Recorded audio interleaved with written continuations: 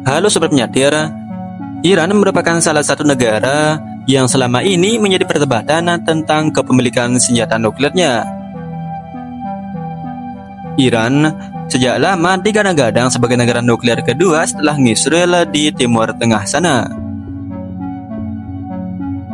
Namun, meskipun begitu, Iran terus menepis dan terus menyangkal akan kepunyaannya tentang senjata pemusnah massal tersebut. Kira-kira, apakah negeri Bapak Khomeini tersebut benar-benar mempunyai senjata nuklir? Untuk video lengkapnya, mari kita bahas ya, Tir. Aku taruh dulu lah intronya, Bang.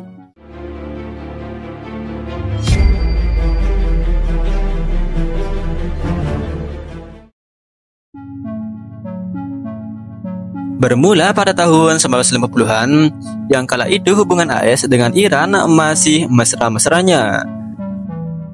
Kala itu di bawah jabatan Presiden AS Dwight D. Eisenhower mengkampanyekan program tenaga atom atau nuklir untuk tujuan perdamaian.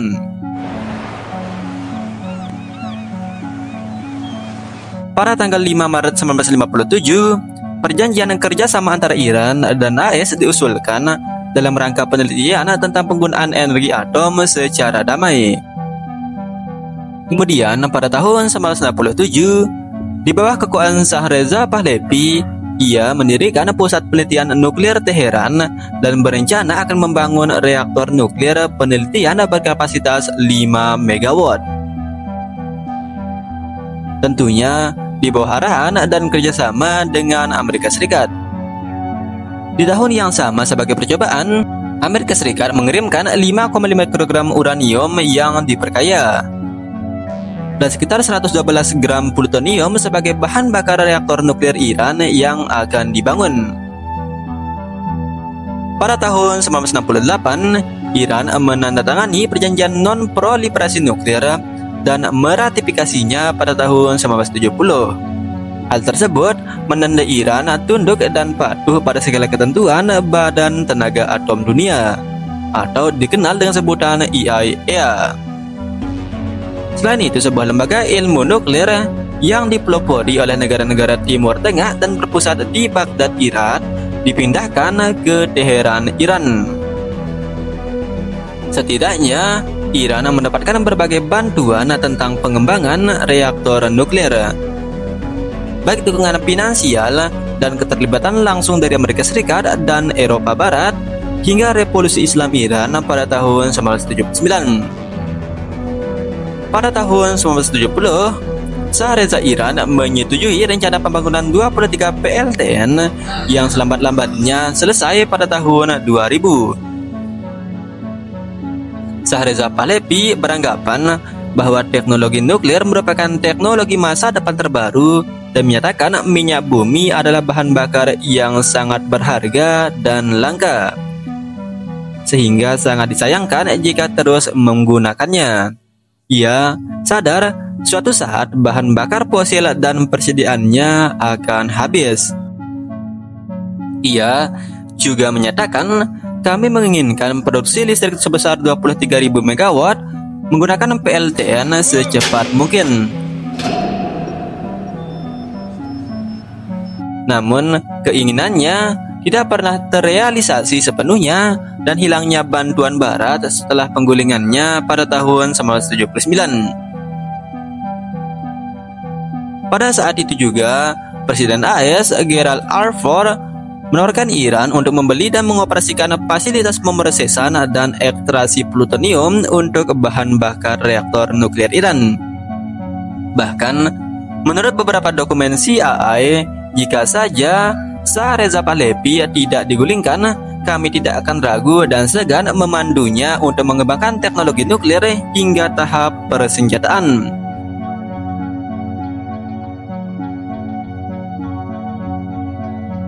Setelah Revolusi Islam Iran pada tahun 1979, berbagai kerjasama dan bantuan dari negara luar dan internasional tentang teknologi nuklir terputus. Beberapa perusahaan Eropa yang telah setuju untuk bekerjasama membangun reaktor nuklir pun meninggalkan Iran. Beberapa sumber menyatakan bahwa hal tersebut atas tekanan dari Amerika Serikat. Secara sepihak, AS juga menghentikan pengiriman bahan bakar untuk reaktor percobaan Iran. Pada tahun 1983, pemerintah Iran mulai sadar dan menyatakan ketergantungannya dengan bantuan luar akan membuat negaranya stuck dalam pengembangan teknologi nuklir jika kita tidak mengembangkannya secara mandiri. Secara cepat, Iran mencari sekutu baru dan menjalin kerjasama bilateral dengan China. Namun lagi-lagi atas intervensi Amerika Serikat, pembangunan beberapa reaktor nuklir Iran terhenti. Kemudian, Iran mencari alternatif lain dan mulai menggandeng Rusia pada awal 1990-an. Rusia membentuk organisasi penelitian bersama dengan Iran yang dikenal dengan Perseolis, dengan Rusia menyediakan pakar nuklir dan informasi teknis bagi Iran. Rusia dan Iran pada akhirnya menandatangani kontrak pembangunan reaktor nuklir di Bashr, Iran. Di tahun yang sama, pekerjaan reaktor nuklir di Bashr dimulai. Saat itu beberapa teknisi Rusia kesulitan karena sebelumnya reaktor nuklir tersebut dirancang oleh Jerman.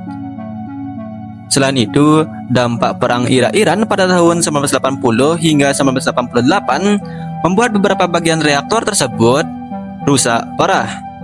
Selain itu, kesulitan-kesulitan lain seperti cuaca panas, masalah finansial, sulitnya mengintegrasikan bekas teknologi Jerman dan Rusia telah mempersulit proyek tersebut. Pekerjaan yang awalnya direncanakan selesai dalam waktu 1 tahun menjadi sangat lama. Akhirnya, setelah menempuh berbagai kesulitan, berbagai sanksi ekonomi dan embargo, reaktor nuklir berkapasitas 1000 MW itu selesai pada tahun 2010 dan akhirnya mulai beroperasional pada tahun 2011. Kemudian, pada tahun 2014, Rusia kembali menawarkan Iran untuk membangun 2 reaktor nuklir lagi di Iran, dan dengan opsi tambahan 6 reaktor nuklir di lokasi lain. Pembangunan tersebut dimulai pada tahun 2017. Apakah Iran punya senjata nuklir? Sampai saat video ini dibuat, baik menurut pejabat tinggi intelijen AS dan Badan Tenaga Atom Dunia atau IAEA, Iran belum mempunyai senjata nuklir. Hal tersebut didukung oleh pernyataan Supreme Leader Iran pada tahun 2003, yakni Ayatollah Ali Khamenei mengeluarkan fatwa bahwa ia menentang, mengembangkan, memproduksi, menyimpan, dan menggunakan senjata nuklir. Ali Khamenei mengungkap senjata nuklir tidak sesuai dengan kaidah-kaidah Islami. Namun, fatwa selanjutnya menyatakan Iran hanya melarang penggunaan senjata nuklir, tetapi tidak mengomentari sedikit pun tentang produksinya.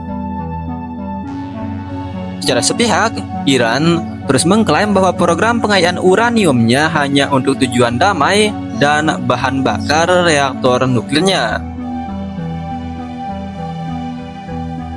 Seperti diketahui bersama, Iran mempunyai belasan berbagai fasilitas nuklir, diantaranya mencakup lokasi penelitian, 2 tambang uranium, 1 reaktor penelitian, 1 reaktor berfungsi, fasilitas pemrosesan uranium, 3 pabrik pengayaan uranium, dan pabrik pengayaan lainnya yang belum diketahui. Beberapa fasilitas nuklir Iran yang terkenal seperti di Bashr, fasilitas nuklir di Natanz, Fordo, Isfahan, Ardakan, Yas, Parchin, dan sebagainya.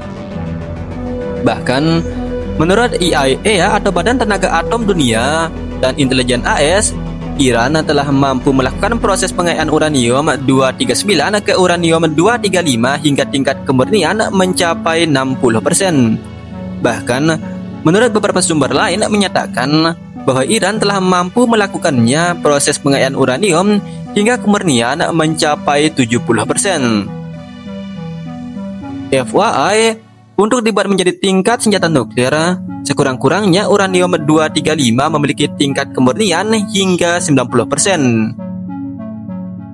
Bahkan, menurut laporan IAEA pada tahun 2009, Iran memiliki sekitar 7.000 alat sentrifugal pemisahan uranium. Buat yang belum tahu, alat sentrifugal tersebut berguna untuk memisahkan uranium oksida atau uranium hexafluoride. Uranium oksida ini tersedia di alam dan mengandung dua jenis isotop berbeda. Uranium oksida mengandung 99% uranium-238 atau 239 dan hanya mengandung 0,7% uranium-235. Nah, uranium oksida ini akan diputar dengan mesin sentrifugal. Karena perbedaan massa, uranium-238 yang lebih berat cenderung bergerak ke arah dinding luar bawah alat sentrifugal, dan uranium-235 yang lebih ringan cenderung berada di tengah alat sentrifugal. FYI, teknologi alat sentrifugal ini sangat mahal dan memakan waktu pengayaan yang sangat lama.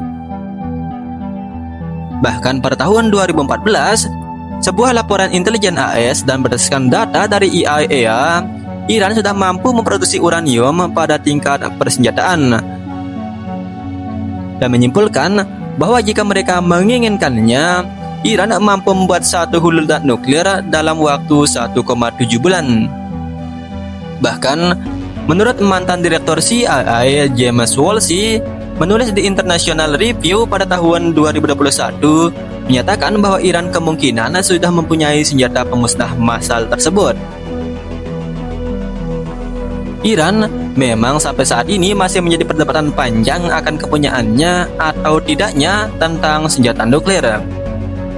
Faktanya, Iran seringkali melakukan perjanjian untuk menghentikan program nuklirnya, namun juga setelah beberapa saat dan pergantian kekuasaan melanjutkannya kembali. Menurut kalian, udah punya nggak, Tir? Jika Iran menginginkannya membuat senjata nuklir, menurut Ani bisa saja sih, Tir. Iran sudah mempunyai berbagai teknologinya, mulai dari tambang uranium, proses pengayaan, reaktor nuklir, dan berbagai fasilitas nuklir lainnya. Selain itu, sarana pengirimannya pun sudah sangat mumpuni. Sebagai gambaran, Iran mempunyai berbagai rudal balistik, baik jarak menengah, bahkan digadang-gadang mempunyai rudal balistik antar benua. Sebagai gambaran, seperti yang digunakan dalam Operation True Promise 2 terhadap Israel pada tanggal 1 Oktober tahun 2024, menggunakan rudal Fatah dan rudal Hypersonic yang memiliki kecepatan hypersonik. Bisa saja, jika Iran menginginkannya, rudal tersebut bisa diganti dengan hulu ledak nuklir. Namun ya, sampai saat ini, semua jenis rudal balistik Iran diketahui hanya menggunakan hulu ledak konvensional. Mengapa senjata nuklir sangat dilarang? Diketahui, sampai saat ini hanya 9 negara, yakni Rusia, Amerika, China, Perancis, Inggris, Pakistan, India, Korea Utara, dan Israel yang hanya memiliki senjata nuklir. Mengapa sangat dilarang dan negara-negara pemilik tersebut sangat mengkhawatirkan negara lain yang memilikinya, Bang? Seperti yang diketahui bersama, senjata nuklir memiliki ledakan yang sangat dahsyat dan efek destruktif yang sangat mengerikan. Cukup Hiroshima dan Nagasaki yang menjadi bukti nyatanya. Kepemilikan senjata nuklir memang menjadi penjaga perdamaian itu sendiri karena ketakutan satu sama lain melakukan serangan balasan. Namun, dikhawatirkan senjata nuklir juga bisa memicu kepunahan massal umat manusia.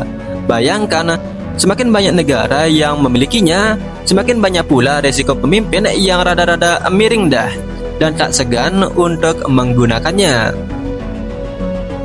Nah, buat yang masih menganggap kepunyaan senjata nuklir selalu dihalangi oleh AS, jangan salah. Hampir semua negara pemilik senjata nuklir juga menghalanginya. Jadi ya, terima kasih sudah menonton video ini dan seperti biasa, salam Iranium.